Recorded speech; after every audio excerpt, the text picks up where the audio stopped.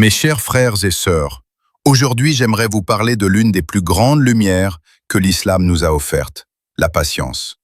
La patience n'est pas seulement un comportement que l'on adopte lorsque la vie devient difficile, c'est une école, une forge, une élévation intérieure. Beaucoup pensent que la patience signifie simplement attendre que les choses changent. Mais en vérité, la patience est un miroir qui révèle ce que nous avons dans le cœur, un outil divin par lequel Allah purifie, élève et rapproche ses serviteurs de lui. Quand Allah dit dans le Coran « Allah est avec les patients », cela signifie qu'à chaque moment où tu retiens une parole de colère, où tu retiens une réaction impulsive, où tu retiens ton désespoir, Allah t'enveloppe de sa présence. Il n'existe rien de plus précieux dans ce monde que la proximité d'Allah, et la patience en est la clé. Allah ne t'éprouve jamais pour te briser, mais pour te révéler. Il te montre non pas qui tu es dans le confort, mais qui tu es dans l'adversité. Les forces que tu ignores en toi ne se dévoilent que lorsqu'Allah t'y conduit. Les prophètes eux-mêmes, ces modèles éternels, n'ont pas accédé à leur grandeur par la facilité. Ils l'ont obtenue par une patience qui dépassait l'entendement humain. Ayoub a patienté dans la perte et la maladie. Youssouf a patienté dans la trahison et l'injustice. Moussa a patienté devant l'arrogance de Pharaon. Mariam a patienté face à une épreuve incomprise. Et notre bien-aimé prophète Muhammad, paix et bénédiction sur lui, a patienté dans l'humiliation, la solitude, les attaques et l'exil. Leur grandeur n'est pas née de l'absence de difficultés, mais de leur manière sacrée de les traverser. Et toi aussi, à ton échelle, Allah te donne l'occasion de marcher sur leurs traces. La patience n'est jamais une punition. Elle est un honneur que Dieu accorde à ceux qu'il veut élever. Quand il t'arrive une difficulté, rappelle-toi ceci. Allah ne t'a pas oublié. Il t'a choisi pour une purification, pour une sagesse, pour une lumière qui n'existait pas encore dans ton cœur. Chaque épreuve que tu traverses est une construction spirituelle. Tu n'en ressors jamais identique. Tu en ressors toujours avec quelque chose que tu n'aurais jamais pu acquérir sans elle. La patience attire l'amour d'Allah. Et lorsqu'Allah aime un serviteur, rien ne peut entraver ce qui lui est destiné. Allah efface par la patience des fautes anciennes, protège ton âme de ses impulsions, renforce ton intelligence émotionnelle, te donne un mental que les événements ne peuvent plus briser. La patience t'apprend à respirer quand ton cœur se serre, à te taire quand ta colère monte, à espérer quand ton esprit s'assombrit. Elle te protège contre la panique, contre l'imprudence, contre les décisions rapides qui détruisent des années de paix. La patience est aussi un remède contre le désespoir. Quand tu te dis « je n'en peux plus », rappelle-toi que ce n'est pas toi qui portes l'épreuve, c'est Allah qui la porte avec toi. La patience n'est pas une résistance solitaire, mais une coopération avec Dieu. Chaque fois que tu dis « Ya Allah, aide-moi à tenir », les anges écrivent cette invocation comme un acte de foi immense, même si tu la prononces avec des larmes. Allah ne retarde jamais une chose pour te punir. Le délai, l'attente, le silence, la redirection font partie du plan.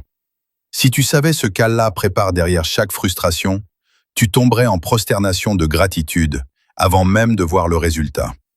Il existe des biens qui n'arrivent que par la patience, des protections invisibles qui n'apparaissent qu'après l'attente, des miracles qui ne se manifestent qu'après l'endurance. La patience véritable commence quand tu cesses de lutter contre le décret d'Allah. La souffrance intérieure vient de la résistance, pas de l'épreuve. Lorsque tu arrêtes de dire « Pourquoi moi ?», lorsque tu remplaces cette phrase par « Ya Allah, guide-moi à travers cela », alors ton cœur commence à guérir. La patience ne consiste pas à aimer l'épreuve, mais à aimer Allah plus que l'épreuve. Quand tu détournes ton regard de la douleur pour le poser sur la sagesse divine, alors ta vie commence à changer. Sache que l'épreuve n'a pas besoin d'être belle pour contenir un bien. Le puits où Youssouf a été jeté n'était pas beau. La prison n'était pas belle. La trahison n'était pas belle. Mais ce qui en est ressorti était magnifique. Arrête de regarder la scène, regarde le plan. La patience se construit au quotidien. Elle se construit dans tes relations quand tu choisis la douceur au lieu de la colère, la compréhension au lieu du jugement, le pardon au lieu du conflit. Elle se construit dans tes décisions quand tu attends que ton cœur se calme avant de trancher. Elle se construit dans ta foi, lorsque tu continues d'adorer Allah, même quand ton cœur est vide. Elle se construit dans la douleur, lorsque tu refuses de laisser la souffrance t'éloigner de ton Seigneur. La patience s'enracine profondément lorsque tu apprends à te plaindre uniquement à Allah. Tu peux lui dire tout ce que tu ressens, ta fatigue, ta déception, ta peur, ton incompréhension. La patience ne t'interdit pas tes émotions. Elle t'interdit seulement d'en faire un prétexte pour t'éloigner d'Allah. Les prophètes eux-mêmes pleuraient. Ce qui les distinguait, c'est qu'ils pleuraient vers Allah, jamais contre lui. Sache aussi que la plus belle forme de patience est celle qui te permet de rester heureux, stable, apaisé, même au milieu des défis. Ce bonheur n'est pas un rire forcé, ce n'est pas un masque. C'est une tranquillité profonde, une certitude dans la poitrine qui dit « Mon Seigneur ne m'abandonne jamais ». Les personnes qui atteignent ce niveau ne marchent plus dans la vie, elles glissent. Elles avancent avec une paix que rien n'achète et que rien ne détruit. Quand tu patientes, tu deviens une lumière pour les autres. Ta manière de réagir inspire, apaise, élève. Les gens qui patientent deviennent des repères dans un monde pressé, impulsif et fragile. Ils deviennent des arbres enracinés dans la tempête. Ils deviennent des miroirs où les autres peuvent voir ce qu'Allah peut faire dans un cœur sincère. La patience, appliquée chaque jour, devient un refuge. Un refuge contre les injustices, un refuge contre les blessures, un refuge contre les mauvaises décisions, un refuge contre la dépression spirituelle, un refuge contre l'égarement. La patience te protège autant qu'elle t'élève. Et lorsque tu appliques la patience dans chacune de tes sphères de vie, dans tes relations, tes émotions, tes décisions, ta foi, ta douleur, tu entres dans un niveau de spiritualité rare. La patience devient alors une respiration naturelle, un réflexe, une sagesse qui t'accompagne dans chaque pas. La conclusion, mes frères et sœurs, est simple mais profonde. La patience n'est pas seulement la capacité d'attendre, mais la capacité de garder un beau comportement pendant que tu attends. Celui qui patiente avec Allah ne sera jamais déçu par Allah. Celui qui marche avec la sagesse divine trouvera toujours à la fin un bien, même s'il ne le voit pas encore.